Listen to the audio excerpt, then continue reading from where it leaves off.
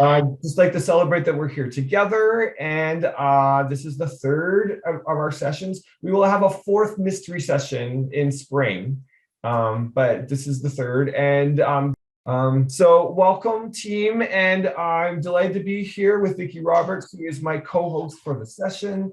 And so, Vicki, I'll let you bring some greetings. Thank you. So I just want to say hi. Thank you, everybody, for coming after your busy days and jumping in with us.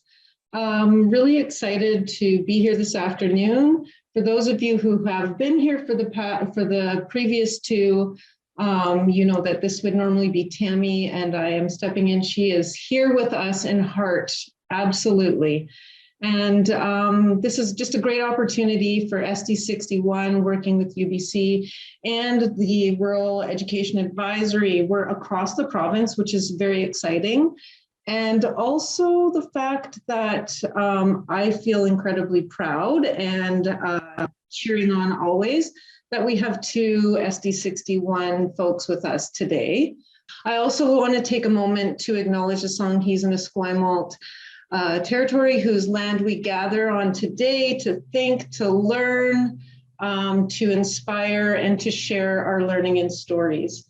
And I also want to take a moment to express my gratitude for the career and job I have that encourages me always to learn more about the lands and the people that I work with, and to encourage and nudge me to do more, act more, and understand in new ways.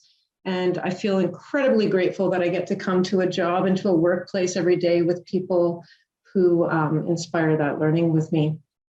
So today we get to talk about assessment, which literally, other than literacy, is one of my favorite topics on earth.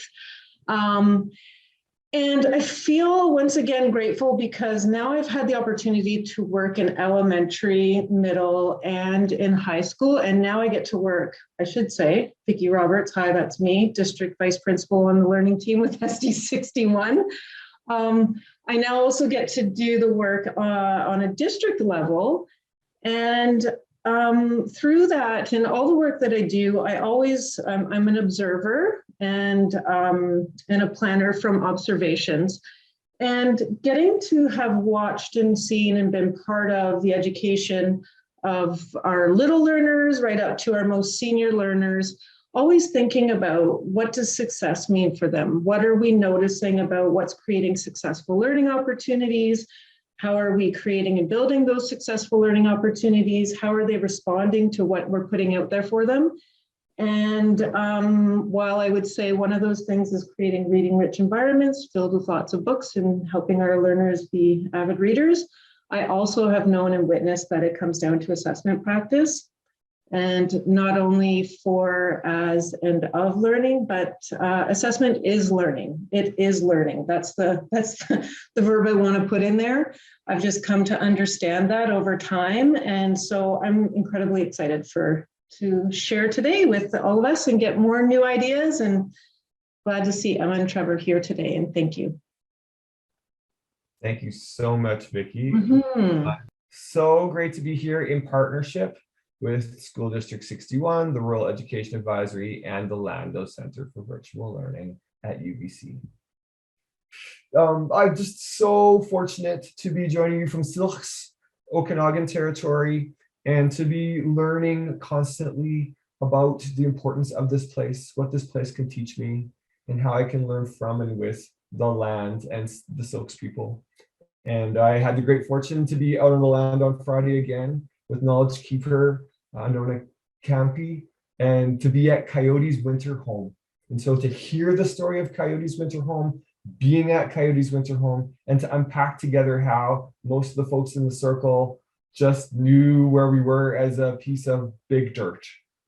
And so we came to understand a monument in this place and the knowledge it keeps, and how by going to that place was so important. And so as we think about this first conversation on assessment as a group, I just offer that together we're thinking about how assessment practices can be relational and how we can decolonize our practice, and how assessment is really a gatekeeper that we often use unconsciously to maintain a power structure that has privileged some over others. And I continue to come to understand that and work on that in my practice. And I'm just so grateful that we're here together to think about this, understanding it's huge work, and yet it's work that we take responsibility for. So great to be here with all of you. And if you feel comfortable to say hi in the chat box and what territory you're joining us from as a decolonizing practice, we can together think about how and who we are and the work that we do.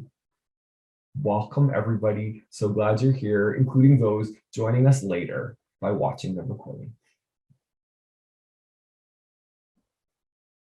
Also, if you ever get to Penticton, come and help out at the Floodplain Re-Engagement Project, where we are taking out plants that have been added and re-recognizing and replanting plants that belong in that place in partnership with silk scientists.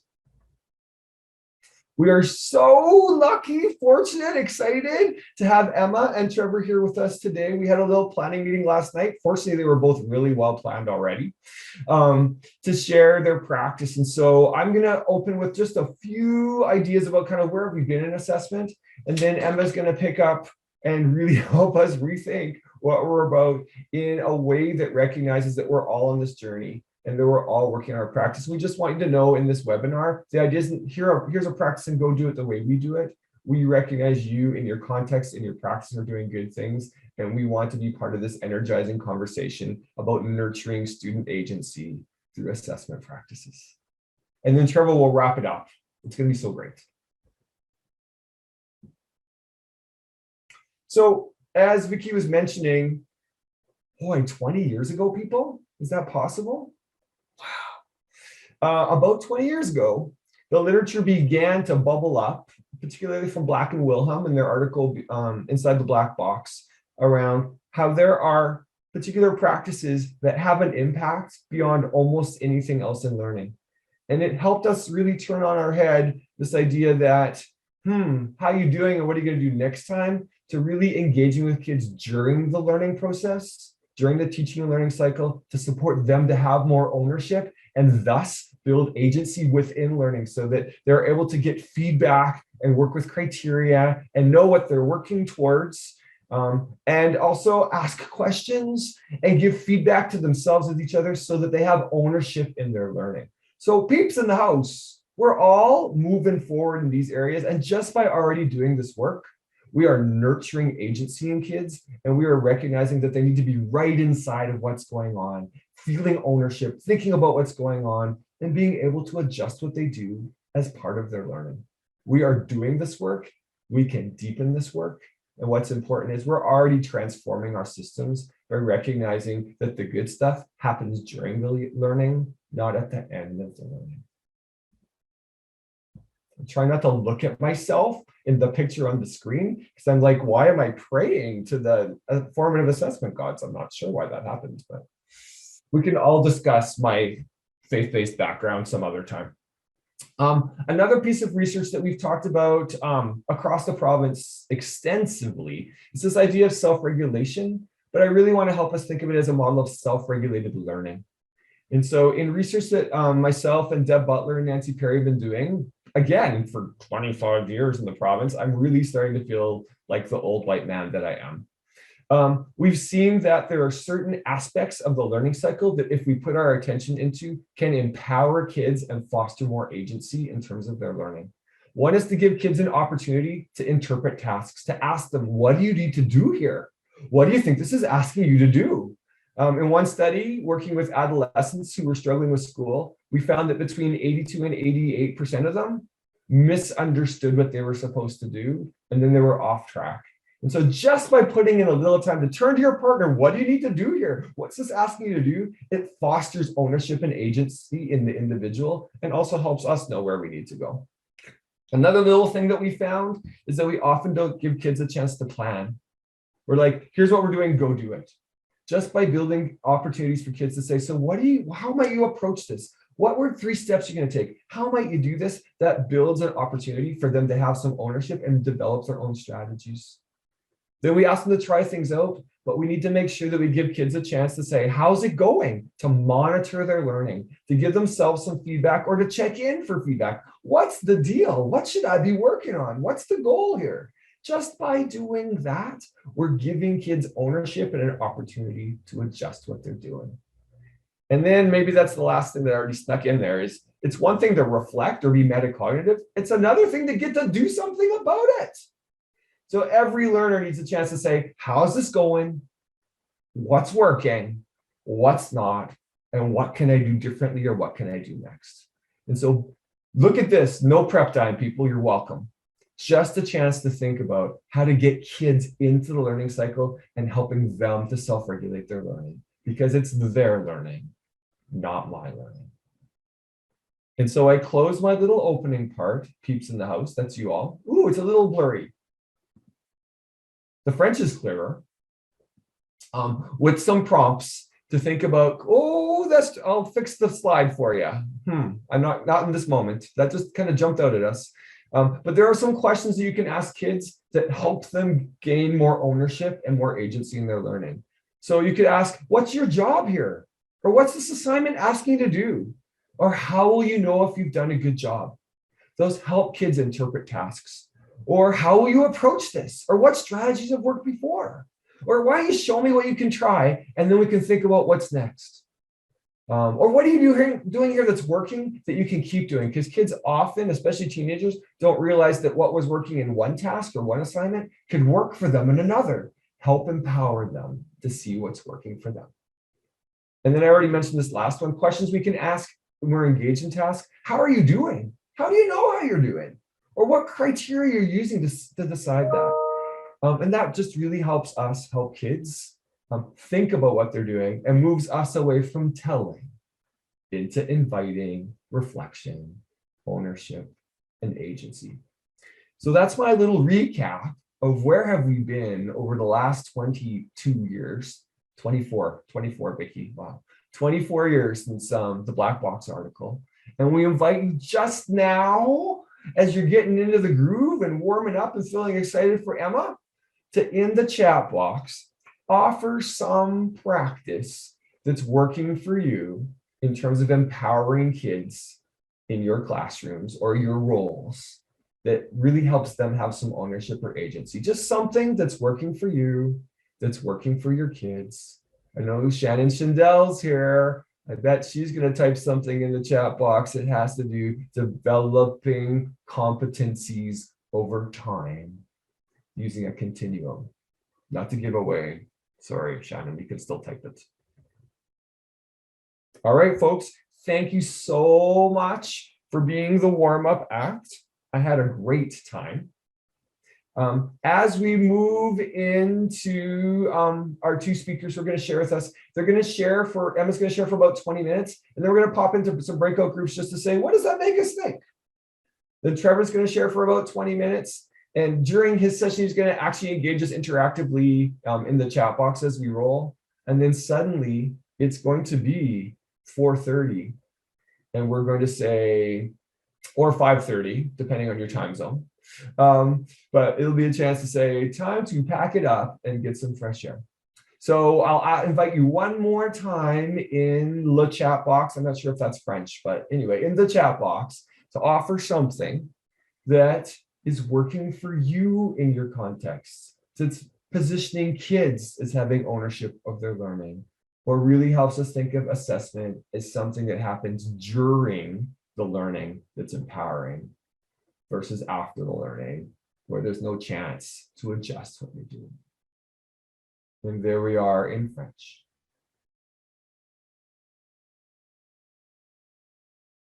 All right.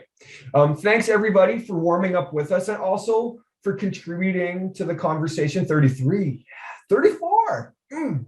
But we really just want to set up the context with this webinar series that we're part of a parental conversation of folks doing good things.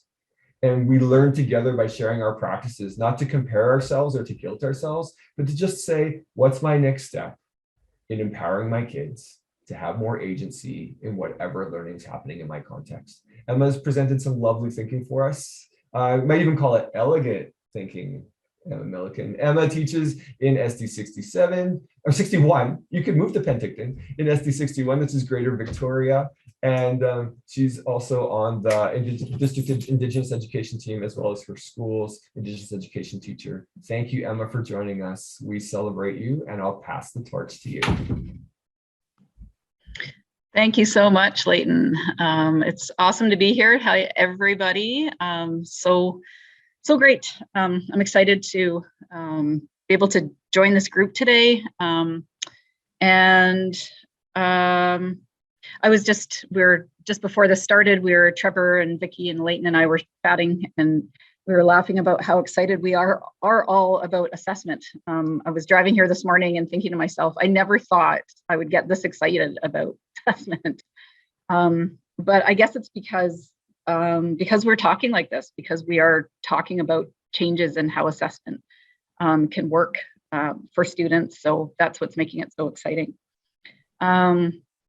So yeah, I'll get started. I've got my timer here, and I'm hoping this all goes well with sharing my slides and all that. I haven't done a lot of it, so you guys are a little bit of my guinea pig, but I'm hoping it goes well.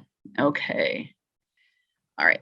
So I've called this, just for my own purposes, assessing through a circle. I do a lot of the work that I do being Indigenous. So I just wanted to, I guess, just say I'm a Milliken. I'm Anishinaabe on my dad's side from the Kettle and Stony Point First Nation in Ontario. I'm Scottish on my mom's side, and have been here as a visitor on Lekwungen territory for almost about 20 years now. It's gone really fast, and I'm getting old. So I do a lot of the work that I do. I find the more and more that I do this work, circles just make sense, as the way it informs my work. And I'd also like to acknowledge the Lekwungen and Kwasanich peoples, just for allowing me to be here, allowing us all to be here on their beautiful territory. We're so lucky to be here. Okay, so I wanted to just start by this is when I started thinking about this and started thinking about assessment. This is kind of what used to come to my mind was it's grades, right? It's grades in red. And when I talk to students about assessment, this is, I think, usually what comes up still in their minds as well, is grading and report cards and marking and a lot of things that they don't see themselves traditionally as having control over. So this goes for whether it's Indigenous students that I teach or non-Indigenous students. So I should probably also mention I teach English at Spectrum Secondary or Spectrum Community School. So I teach all levels of just regular English classes. I'm also the Indigenous support teacher here. So I work with our Indigenous students in lots of different ways. Most of my time is spent with struggling learners, students who are struggling for lots of different reasons in their courses and in their classes. That's just, I end up helping them and checking in with them. So that's kind of where I'm coming from with this, is those students are in my mind. When we talk about Indigenous approaches, that can be across the board for any student. But I also have in mind the students that I work with a lot and the students that are struggling, students whose families are still struggling with effects of colonization and colonialism. That's who I'm working with most of the time. And so that's who's, in my mind and in my heart. So assessment, I think even for teachers, can cause a lot of different, it causes physical reactions. When I've talked to students about assessment and I start talking about different kinds of ways to assess, we had this conversation a couple of days ago in my class, and literally their eyes got big and some students just started shaking their heads, and like it causes an emotional, intense reaction. And so I just found this, and this is often, even the students that do well, it's that anticipation of, oh, I think I did well. I don't really know what my mark is, and I'm waiting to find out what that grade is on that test. And it's this poor Kermit chewing on the ends of his, finned or flippered webbed feet. And just, I get that, remember that feeling for sure. The other reaction that I see a lot in my students, and this one concerns me, I think, even more, is the students who are so worried about assessment and what that means for them, is that they just disappear and they literally want to just fade into the background. and just be like, I'm out. I don't want to know my marks. I don't want to check my marks. I haven't checked Google Classroom. I have no idea, and I don't want to know. And so I do work with a number of students that are like that. They don't know how to access their marks, and avoidance is really the where they're at. So that's what brings us to, so what can we do differently? How can we use assessment so that it's not creating these feelings and emotions of fear and of not wanting to be part of it, but as seeing it something that they have control over. So this is from our SD61 website. I found this there, and it's just I'm not going to go through all the points, but it's just got some really good examples of how this on the left-hand side was really when I learned how to be a teacher, how I learned to assess and evaluate. This, it was very teacher-centered. It was very based on, this is the student work, this is the report card mark. And if we look at our Indigenous ways of assessing and looking at learning, it's much more student-centered and collaborative. I think collaboration is also another really big word there, is that we're a team and we're working together towards common goals. And I think that's the other piece, is goals that students are helping to set, not just here's what you need to do. And sometimes when I ask students, why are we doing this? They'll say, because you told us to, or because the government says we have to, or because I need to pass this course, and they can't see themselves in the why. And so that's what I'm really working on myself right now, is to try and work some of these pieces into our actual lessons and talk about these overtly, to let students know it doesn't have to be that way. Like we can work on these things together, and you have power in this. You deserve to have power in this. Oh, whoops. Oh, shoot. Okay. So this was another piece that's on, this was just recently developed in our school district. And so I love that it's been developed with our, the district team, our IED department, teachers, school administrators, and community partners. So this was a collaborative thing that was created. And so it's got all of these lovely pieces to it. And so, and when you start to look at each of these pieces, that's really what, if we can make assessment about these pieces and make it look like this, it's going to look very different from how I was taught to assess and how most students are used to having assessment done.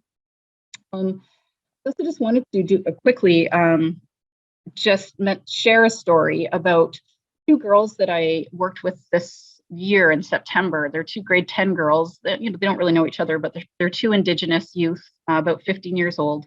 And within a week of each other, they sat in my office and told me, I don't see myself graduating. Like I don't see myself. I never pass. I fail everything.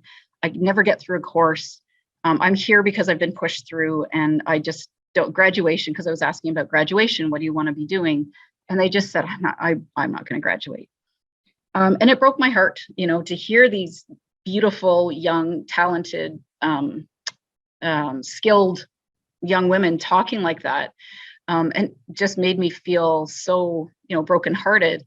And I think that's what's really driving this excitement around this kind of work, is that I know we can do better as a district and as a system. I know the people within the system are all, this group here, we're already wanting that, and we're already working to that, but the system itself has to change as well. So, and I've been doing this for 16 years. I've been working at Spectrum for 16 years, and still in this role, there are still, grad rates have not really moved around that much. Sorry, I think I've got something popping up there. Grad rates haven't really moved. They've gone up and down, but they're still kind of at a standstill overall for Indigenous students. So we need to change our practices, and we really, if we're talking about reconciliation, we really need to change how we're doing things for these students. I think of these two young women and think that's who we have to do this for, because their lives, the reasons that they were failing these courses were for reasons far beyond their control. Like it wasn't that they didn't want to graduate. It wasn't that they weren't trying. It was all about effects of colonialism, colonization, trauma in their families. And that's when I think about doing this work, when I get tired, because this work involves more time and effort. I think about those two especially, and it keeps me motivated. So I just wanted to share that story.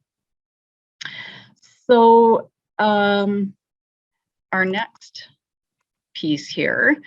So taking that from the SD61, the principles of assessment, the other piece that I work with a lot and I keep in my head and I use it as a framework for my work often is the Dr. Martin Broken Leg Circle of Courage. So some of you might be familiar with this model. It was used for youth development, and some of you might have read the book Reclaiming Youth at Risk. I think it's quite well known. It integrates philosophies of child rearing, and it really talks about when you're bringing up children and raising children, these are the four aspects that really need to be present: belonging, mastery, independence, and generosity. And so when I thought, well, if we can take this, I've worked with these pieces a lot over the years since I was introduced to them probably about 12 years ago. And so applying this to assessment is quite interesting. So you can apply these to just about anything. And so I've recently been applying them to my assessment practices.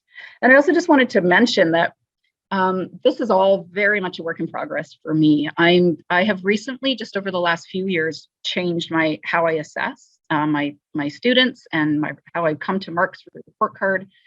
I need to give a shout out to my colleague Nora Havilar, who she's the one who helped me kind of bridge that transition, because she'd done a lot of work with things like standards-based assessment.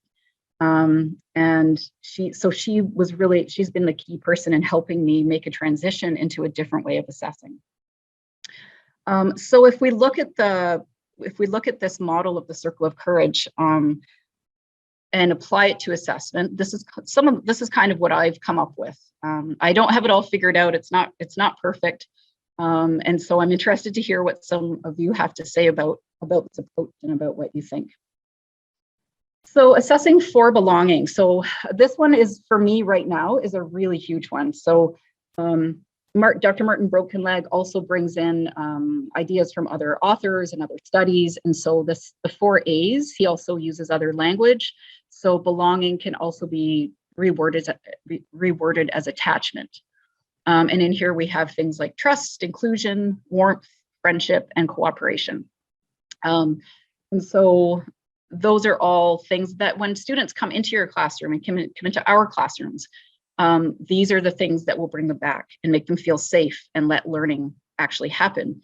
And for a lot of Indigenous students, especially, this is has not always been the case, and it hasn't been the case for their families, right? Because of residential schools and day schools and all of that.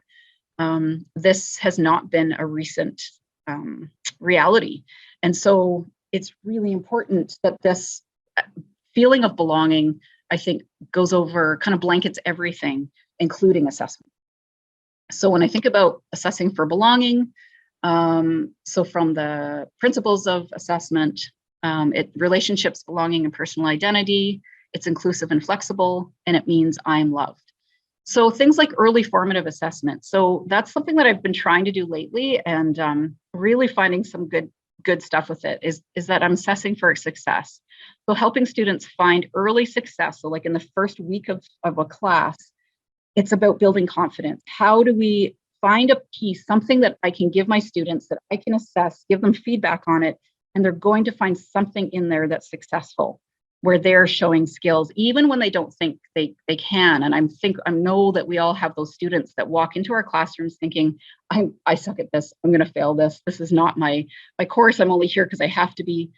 And so I make it a point to try and find, I have a couple of examples of work that I use now where they're easily done, they're easily assessed, but students can show real skills in there. They're also not sugar-coated, say, oh, it's, you guys are doing wonderfully, and students know when it's real. So I'll show you some examples of that, or one example of that in a moment.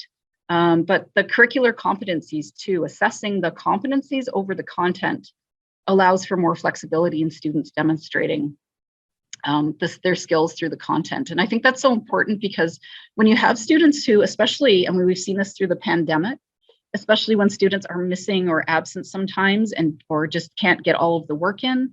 Being able to assess for the competencies through the work, suddenly you have many more places where students can give you work or show you learning, where it's the skill you're assessing and the content is the vehicle. And that just, for me, in doing all of this, makes so much more sense. When I kind of figured that out, I was like, oh, okay, now I can build in all these places for students to show me what they can learn, even if they've missed some school, even if, you know, it's not perfect, but they can still find success a lot more easily. I also do an assessment survey with them. We just did one, and we talk about assessment. What works for you? What type of assessment do you struggle with? What do you like?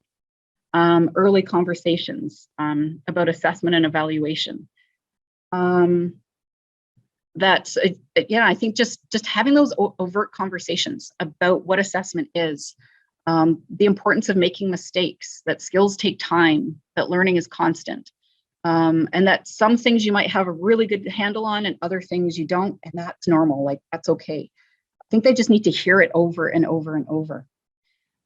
Breaking down the skills and competencies into language that students can understand. I think if we're talking about competencies, things like that, sometimes the language is a little bit difficult. So I try to make it understandable so that they know what I'm talking about. And just simple things like making sure that students can get into their Google Classroom or understand. So many of my students still, it might be avoidance too, but don't know how to get into my ed to check their marks or report cards. So even just doing a lesson around that, making sure everybody knows how to do it, has their password straight, and has access to the information is so important. Okay, and I know I'm getting low on time here, so I'm gonna just do one quick, I just wanted to kind of quickly show, and I hope this all works properly, just that I've really gone over to the standards-based assessment. I'm finding, I know that doesn't necessarily maybe work for everybody, but this has really worked for me. So everything I do is marked on a 1 to 4 scale. So, and even tests are converted into a level 1, 2, 3, or 4. And if it's below, then it's an I. But I work with this and I work with this language. And by the end of the semester, the students are pretty clear on how, well, they're very clear because we talk about it constantly. And so everything is marked, and I find this is they don't get so hung up on percentages and marks. I find this is much more flexible, and it gives me more a way to talk about learning without having to always attach a mark to it as the same that we did with just a kind of a running total in like a percentage. Okay. And then I just wanted to show you quickly, this is the I Am poem. This is just my example of a formative assessment where a student wrote this. They just use the stems, but it's super easy. Even students that don't write well can do this. And I pulled so many good things out of this and was able to give her lots of great feedback. So that's just kind of one little example. Okay, mindful of the time. So much to say, it's tough. All right, so assessing for mastery. Fine, Tanya, you're doing just fine. Okay. Talent, interest, conceiving, organizing, and coping. So this is once the belonging is kind of there and students have bought in and they feel like, okay, I do belong, I have a place here, then we can go into looking at mastery. And again, this is, I think, really about removing the mystery of how work is assessed. So it's not a mystery. It's not this magical thing that teachers do. There's a process to it and students can be involved in it. Feedback that is specific, short, and frequent. That's been huge for me. So changing to just the 1 point, single point rubric. It's made my marking easier, and I find students actually read it and can respond to it better than anything else I've done in the past. Lesson goals from the teacher and lesson goals from the students. And frequent reminder that mastery is the area that's messy and students will struggle and mistakes can be made. So there's the single point rubrics, self-evaluation and goal setting. And just for teachers, what else can I do? How else can I assess this? Is there any other way? If students are struggling and I'm not seeing the learning exactly, is there another way that I could look at this? Is there another way can you tell me verbally? Can you show me something? Can we Is there something else we can do? I've been really trying hard to do that in my assessment, and I'm finding that students are responding really well once they know that it's real and they have other options, that they're really into it. Okay, and I won't do all of these just because I'll just quickly, I think, show this one. This is the rubric, my single point. So I don't know how many, I imagine some people are using these as well, but the criteria is simple, and I can use a couple different pieces of criteria, but always what I did well and what can I improve on. And so it's very clear, it's very organized, and it really puts my focus even on what am I teaching? What am I doing? Why are we doing this? Super, super valuable for student and teacher, I think. Okay. And I think that the rest of it's kind of a repetition of that. So we'll keep going. Independence is really where you have autonomy. So when they reach the independence level of learning, it's really about, it's really about students being able to take on independence in their learning. So they continue to see assessment as a tool as they make choices about their own learning.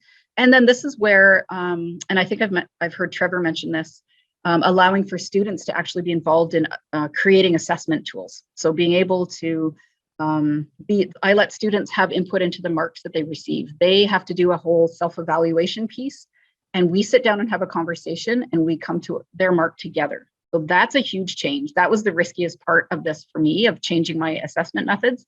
When I first heard about it, I thought, oh my gosh, like what the heck is that all about? And when I actually learned about it from Nora, I was like, oh, okay, that makes sense. And now I love it. It's changed my whole perspective on evaluating and assessing, and puts the student right there with me. And I think it's awesome. So students can co-create as a class or just by teacher and student. Students are able to do more self-directed work. Oh no. Uh-oh, our fire alarm just went off. So Emma will be back. In the meantime, what I'm going to invite everyone to do is just think a little bit about something that resonated with you, something connected to you. I loved this piece around assessment and belonging, and how central creating a space where kids feel like they can try and be part of a community and learn together and feel like they're in a relationship with you. It's hard to take feedback if you don't trust the person you're working with. I'm sure you can talk about that from life. Beautiful, this notion of mastery and focusing on something and working on it over time, right? Building confidence over time. And then beautiful focus here, this third one around assessment for independence, and how kids, and this could also be assessment as ownership or co-ownership. So I'm going to invite you to meet a couple people for just a few minutes and say something that resonated with you. Everybody is a kind person in this chat group. So hopefully you're willing to have a little chat with some peeps, and we'll see you in about 8 minutes. Thanks, everybody. What resonated for you? What could you make a connection to? Welcome back, everybody. It's so funny. It's like I'm going to a breakout room, and then you get warmed up and you're like, it's not time to leave yet. So there's nothing perfect in this, but maybe that's the whole point. Mastery is messy. So thanks for joining some small groups, just thinking about these ideas. And really, Emma offers us some ideas to think about decolonizing assessment. And when you really get into it, it's doable. Assessment as relational, building mastery over time using competencies, and giving kids an opportunity to feel ownership of the assessment process. And now that Trevor has been received back into the session, I'm happy to introduce Trevor Mckenzie. Trevor's a teacher also in SC61 and really well known for his work in inquiry. He's been sharing and presenting and writing about his work in all kinds of formats, including some really accessible blogs. We're really excited to have him share some big ideas and some applications in terms of his work around assessment and agency. So great to have you, Trevor. Thanks for letting me back in. I had a little mild anxiety attack. I got kicked out, and then I'm like, oh my gosh, am I not wanted? And it actually made me feel like the early days in my assessment practice, to be quite honest, and how assessment was such a loaded word. And so I'll talk about that ever so briefly. Thank you, Leighton, for letting me back into the party. I was freaking out there for a moment. Hi, friends. For those of you who I'm meeting for the first time, it's so great to connect. I am Trevor. I am a white settler, English on my father's side, Dutch on my mother's side. I've been a settler here on the Lekwungen land for 22 years, and I live in Victoria. I work at Oak Bay High School, and I'm so thrilled to be a part of this little conversation today. I have to say, my desk is covered with Post-it notes. I don't know if you've been taking rich notes like I have, but there are so many questions that have been surfacing here, and language and hashtags, Leighton. Like, you've got the world's longest hashtag there. I don't know what it was, but it was phenomenally long. So thank you. Friends, my assessment journey has been a journey. It's been quite iterative. I think back to the early days in my career, teaching and assessment was something that was exhausting. To be quite frank, I kind of hated it. I kind of hated the feelings that emerged in my students through assessment. And I really have been quite reflective on how do I create more of an equitable landscape of assessment with my students for very similar reasons that Leighton had shared and also Emma. And so I'd like to kind of poke at that a little bit with you today in my brief time. Leighton, can you please keep me on track in our time? Just like, let me know, okay? I'll share my screen now. I have a bit of a provocation for everyone. And I just want to share a little bit of work that I've done inside my classroom and also outside my classroom. I want to honor the talented Rebecca Bushby, Rebecca Bathurst Hunt. She's a dear friend and colleague. Just down the road now, she works at an elementary school that's in my catchment, actually. So we're kind of cool work buddy neighbors. And she's the talented sketchnoter behind this work. These are 10 student-centered assessment beliefs from my most recent publication. This was a collaboration with a fantastic international school in Switzerland, of all places, where they have really created a culture of assessment that I'm quite fond of. I love it. If I could move anywhere and work anywhere, it would be their school, because these student-centered assessment beliefs are quite fascinating to me. I really saw myself and my work with agency and inquiry within these beliefs. And I suppose what I'd like you to do is, as I share a few of them with you, I don't mean to talk at you. I'd love for you to, as an invitation to this language and to these beliefs, to throw in the chat what resonates with you. As I speak to a few of them, what do these look like in your practice? That would be the specific pointy end in the chat. Of these student-centered assessment beliefs that I speak to, can you give me a tangible thing in the chat? And I think there's an incredible amount of opportunity for us to learn from one another in the chat. When you share a strategy or an idea, I think we all have an opportunity to take that back to our practice. In fact, it's a little bit of that give one, get one. I forget who mentioned the visible thinking routines, the work of Ron Richard and Mark Church. If you'd like to give one of your best for each of these beliefs in the chat, I would greatly, greatly appreciate it. So let's look at a few of these. And just for the sake of time, I won't do a deep dive into these 10, but we'll definitely look at a few of them now. One piece I'd like to focus on is how we set those learning goals with students, and we share them with students. And this is something that has been raised up in the conversation quite a few times today. Drawing the curtain back on our assessment with our students, inviting them into the conversation, whether it's a lesson intention or grounding them in some semblance of understanding the curriculum. Wouldn't that be neat if we drew the curtain back on our curriculum with our students and they began to have a more intimate understanding of the curriculum in class and how that guides and shapes some of our learning experience is? So in my classroom, you'll actually see learning intentions. You would see 2 or 3 intentions written on the board. Some of those intentions span several lessons. Some of them are quite context specific or time specific. But this notion of letting your students in on the conversation, drawing the curtain back on objectives and intentions, and Leighton's questions at the onset around what's the goal of this assignment, or what's the intent of this learning. I encourage you to use those questions with your students. That simple turn and talk, think, pair, share, timeless, sensible, and often underutilized. And as an invitation to get your students not just create a sense of belonging, but that inherent reflection that is so important in these practices. So I'm curious, as I'm speaking to a few of these, again, throw it in the chat. Let me know your thoughts or a high impact strategy for some of these beliefs. Number 2, co-designing success criteria with students. I have success criteria on my whiteboard right now, And this happened yesterday. Student came up to me, grade 10 student came up to me, and she said, can you give me feedback on this? And she went to show me a little bit of evidence of her learning. She said, give me feedback. And she was very specific with what she wanted me to look at. And I was so proud of her. And you know what I almost did? I almost did that thing that I don't want to do, which was I almost gave her the feedback. I almost told her, what I thought right away. And I smacked myself on the hand. I said, Trevor, don't do that. And I caught myself and I paused the whole class.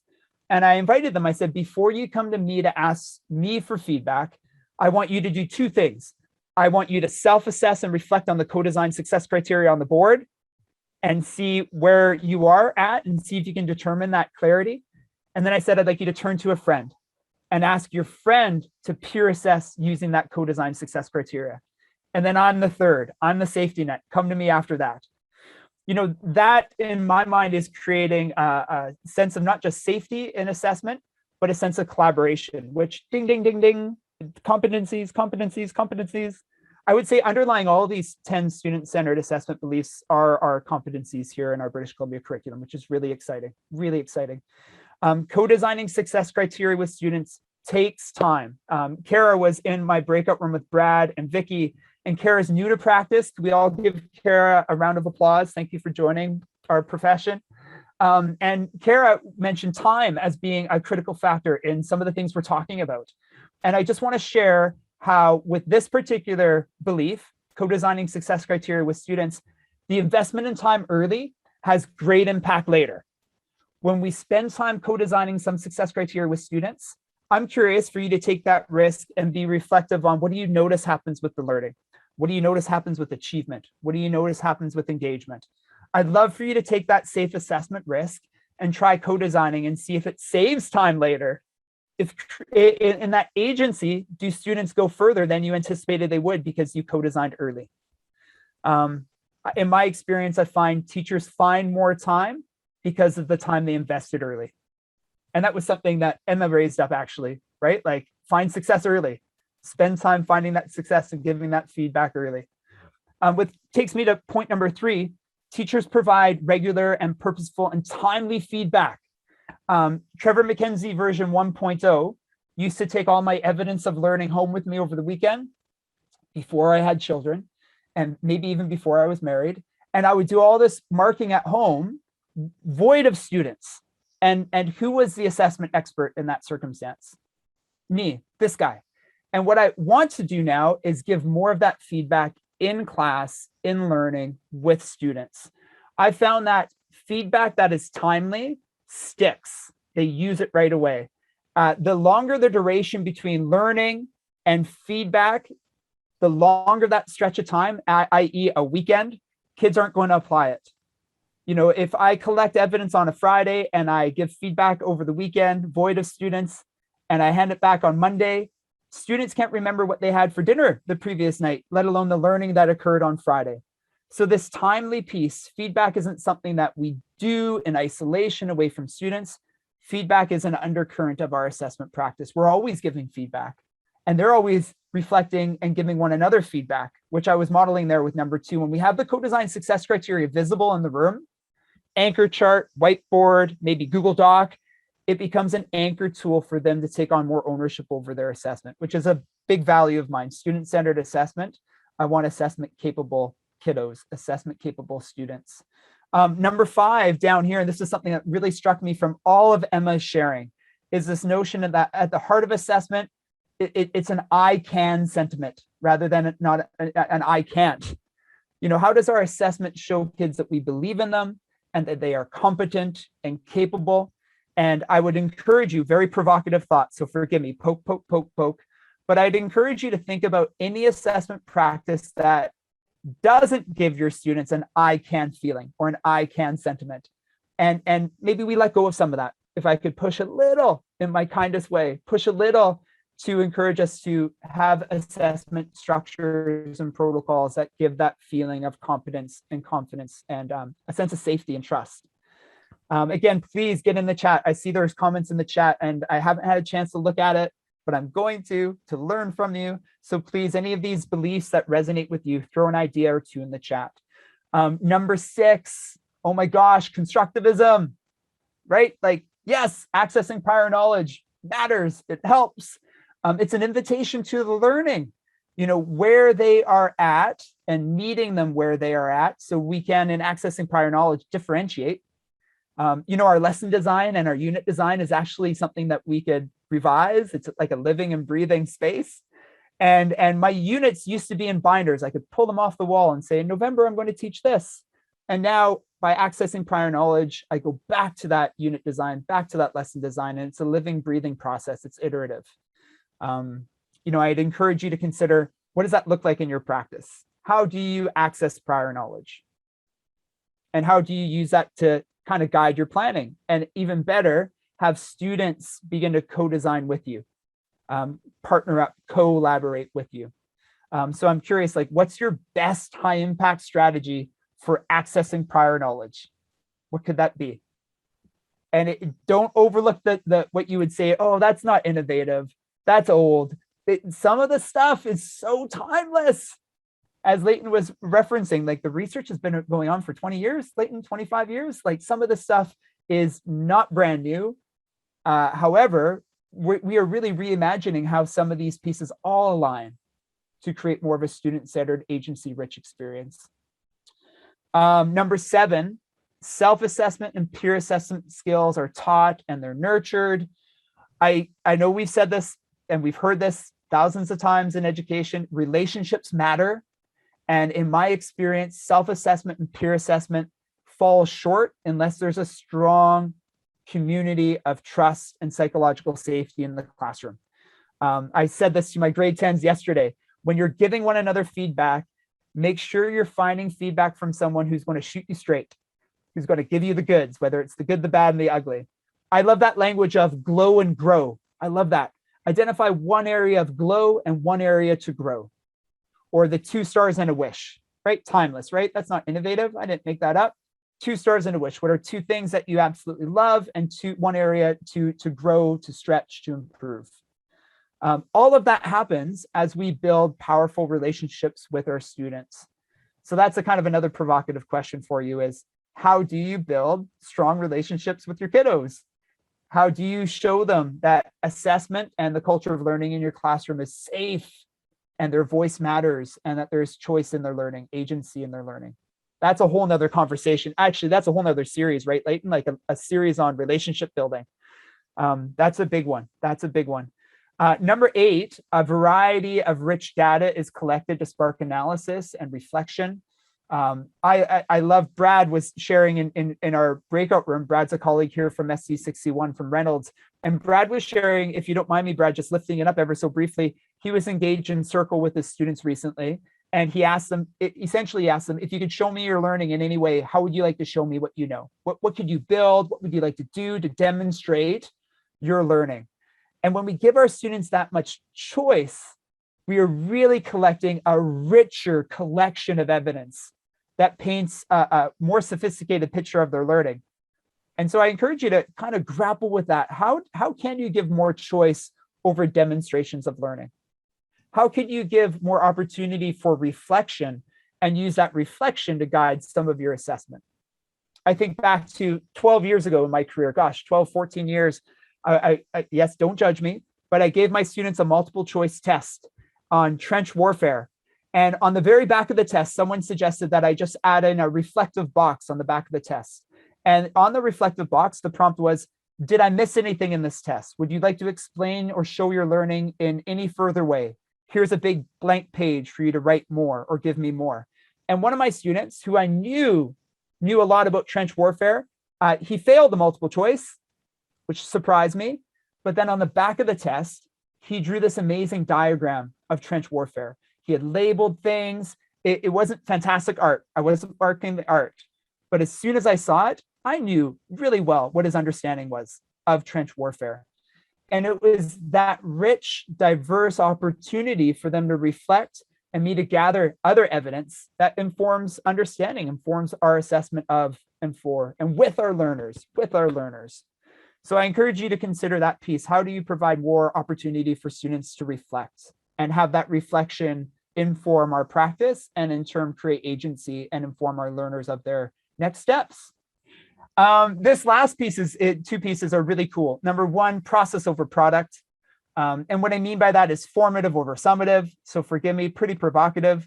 But the more formative I lift up and the lowering of the performance, the summative, I find the more my students get engaged in understanding themselves better as learners, the more they apply that feedback, the more they live in learning mode as opposed to performance mode. And that's the work of Guy Claxton, actually. I'll reference Guy Claxton's work. He's a dear friend of the UK. Here's one of his books, The Learning Power Approach. I'm a big Guy Claxton friend. He's a fan. He's a dear friend. And he talks about learning mode versus performance mode. And how do we get students in that area of risk-taking and learning and finding failure and experimenting and not worrying so much about those performances, which when Emma was sharing, that really resonated with me. How do we find that balance with the formative and the summative? I'd encourage us to lift up the formative and lower the summative. And then last, teams of teachers come together to assess together. And that sounds like a boring geek party, but Vicki and I, we were talking off air, and that's a lot of fun. Like Vicki and I, let's have an assessment party. I think back to my early years at Esquimalt High School in Victoria, and how we used to come together, teams of teachers, to actually assess together. And it wasn't just to create assessment equity. Like, are we marking similarly across, contexts, across classes? It was also to kind of look at the shadows of our assessment. What are we missing?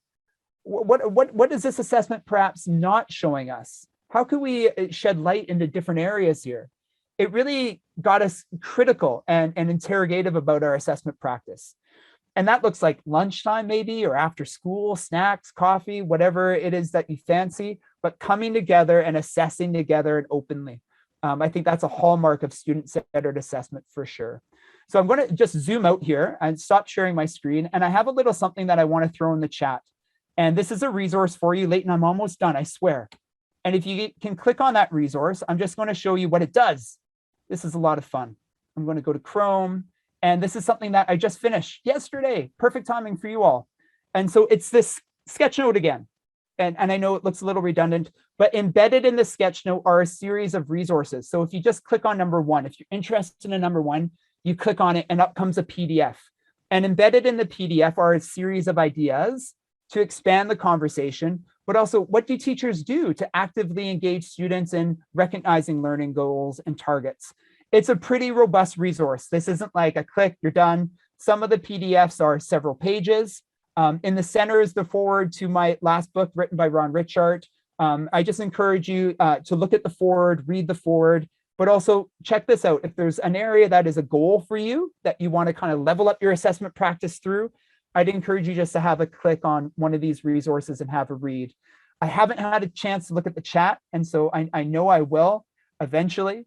But Leighton, I'll kick it back to you. I just want to say thank you to everyone for listening to me talk at you for a while, and I haven't had a chance to see how collaborative it was in the chat. I'll stop sharing my screen and I'll kick it back to Leighton. Thank you. All right, team. I'm going to pin Emma and Trevor so we can see them both and say thank you so much to our colleagues for sharing their passion and their experience and their excitement in a way that doesn't tell us what to do, but offers us ideas to draw into our own work. To be part of this community in British Columbia of folks who share their practice and provoke each other and cheer each other on. I just want to quote Trevor in saying, I have I can statements for all of you as educators, because you are doing great work and you're growing your work. And Emma, I want to highlight how you took belonging and mastery and independence and offered us a way to think about assessment as a decolonizing practice.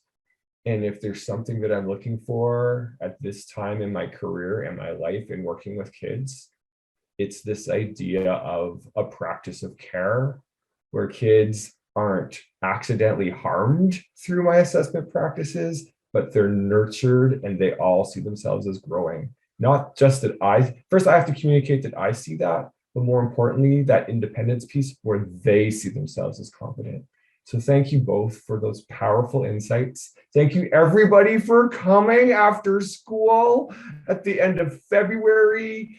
This is I don't know why we keep offering one of our webinars in February, but I think it's just because we need some time together to get a jolt. So take what you can, take what you need, leave what you don't need. I've learned that from Silk's elders. Thanks, everybody. Have an incredible evening. The recording will come out in about a week's time. And keep doing the great work that you're doing. Take good care. Thank you, Trevor, and thank you, Emma.